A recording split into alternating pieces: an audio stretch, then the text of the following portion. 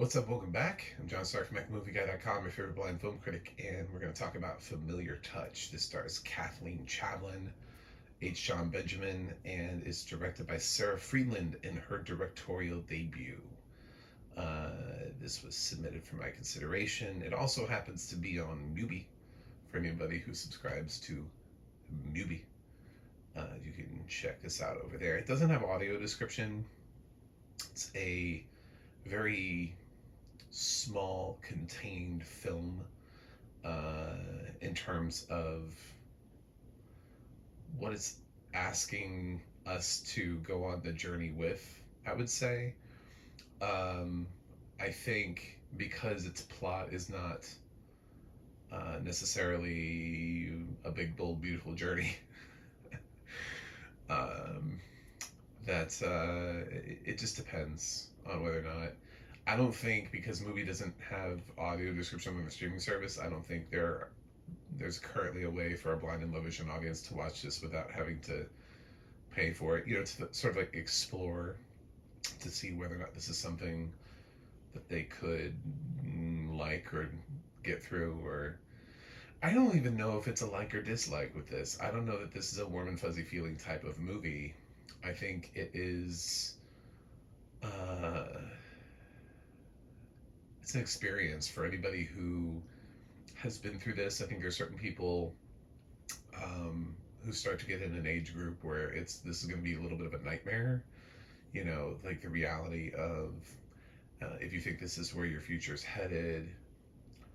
Um, I think Sarah does the best job she can with a sort of a light, deft touch on this um, subject matter. But I spent the whole time thinking, like, who is the audience for this?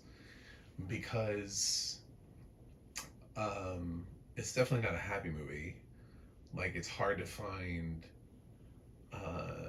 There, there can be some moments of happiness and joy, but like overall, it's still kind of a sad movie at the end of the day.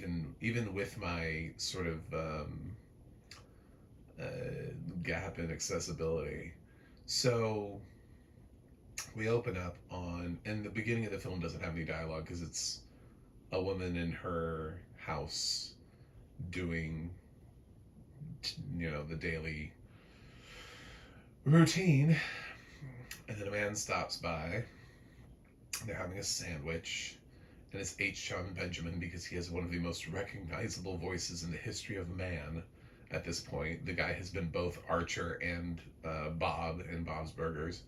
So, like, if you watch any adult animated cartoons, you've probably heard his voice before, and he's done other things too. But both of those cartoons ran for more than 10 seasons. Bob's Burgers still runs and had a film adaptation. So his voice should be acutely familiar to you, even if you don't know what he looks like. Um, and it's interesting to see him sort of in a dramatic role. But he's there, and they're having a conversation, and pretty quickly you realize what's happening, even if you don't know what the movie's about.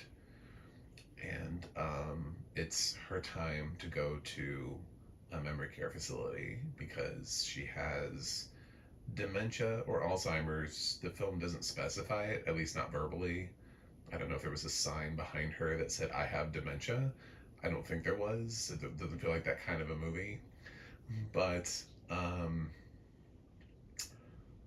they take her to a place, you know, is obviously hard on him. It's kind of a weird conversation because she doesn't really recognize him, but I think that's what's so interesting about this is she nails that part of the experience with a dementia patient where you feel like you're having a conversation with somebody and it's like a full conversation, but then you realize that they think that you're somebody who you're not, and it's just immediately like deflating because the person should recognize you but doesn't, but to them you're familiar, and that's enough, and they you're not a stranger to them, but at the same time, you're this complete other person that they're having a conversation with.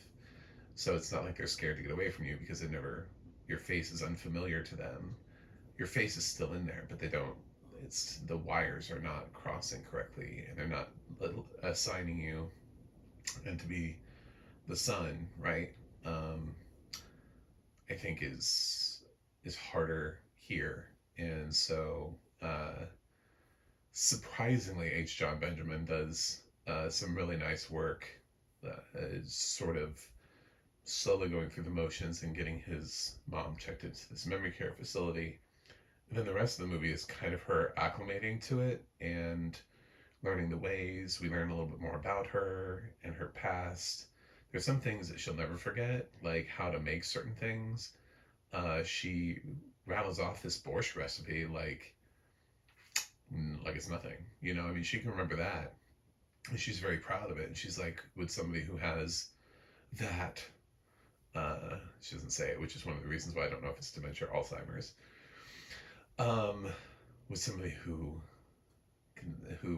remembers all of that and have that problem. Um, so a lovely lead performance here. It's definitely going to fly under the radar for anything that's not focused specifically on independent film. Just because it's a quiet performance, and oftentimes the internalized quiet performances don't break through when you're up against the bombastic, showy performances. I don't know, like Jennifer Lawrence in Die My Love, when she's doing all the stuff that she has to do. This is not on that level at all. It's on a completely different, much more nuanced level, and she still manages to create like a real person. Like, it feels like it's a real person that's in there who actually has this problem, and um, we see her trying to get through it. And at certain points, when she realizes where she is as a memory care facility, she's a little worried, and leads to different things. But I like this movie. I think Sarah Freeland is an interesting. It's an interesting debut feature because I don't know where she will go next in terms of, like, the next film is, are we going to do these sort of quiet meditative dramas that are really close to real life, but, you know, ultimately reveal truths about ourselves and situations, and the kindness um, granted to each other. There's a lot of that in Familiar Touch. So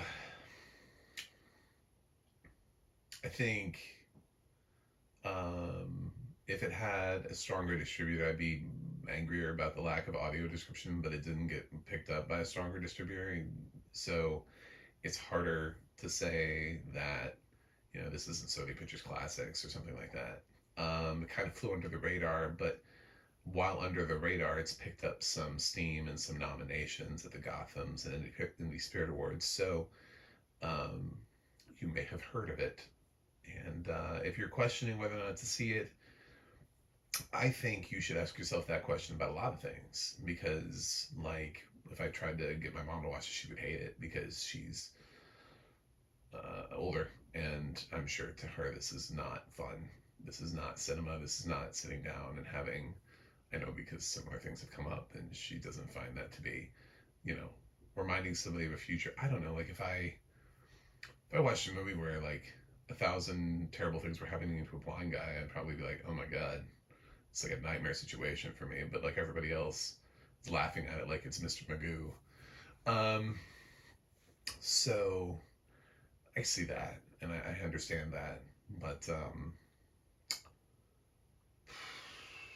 there's something very human about this.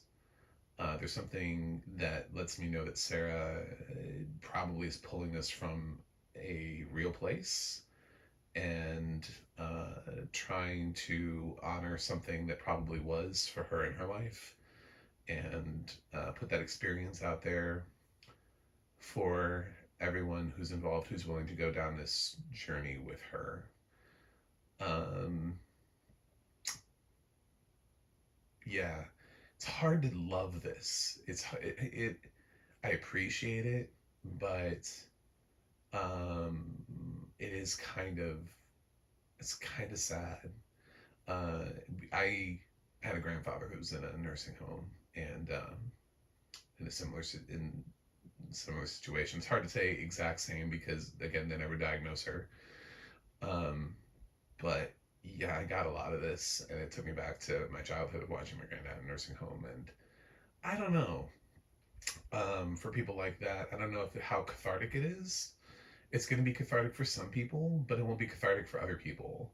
So for me, I can appreciate that Sarah tried to have the lightest of touches here and didn't try to push too far one way or the other. Um, and but it was still just kind of sad for me. So familiar touch. I'm not gonna go rotten, but I'm not gonna go super positive either because I would rather not see the film again. I'm honest. I'm sorry. Let's say an honest film review. So, um, but I wanted to put this out there in case someone else wants to see the film because I think there will be people who will get stuff out of this because there are people who will find this cathartic who are caregivers or who had somebody in this position and who will find this movie to be sort of a beautiful representation of their experience. Other people, they won't like it because they won't want to go back to that period in time. And for some people, it'll hit a little too close to home because they'll be worried, is this my future? So, sort of a three-pronged attack. I'm going to give Familiar Touch a 6.6 out of 10. So we're going to go fresh on that. Anyway, that's what I got. Thanks for watching. Thanks for subscribing. I'll see you guys on the other side.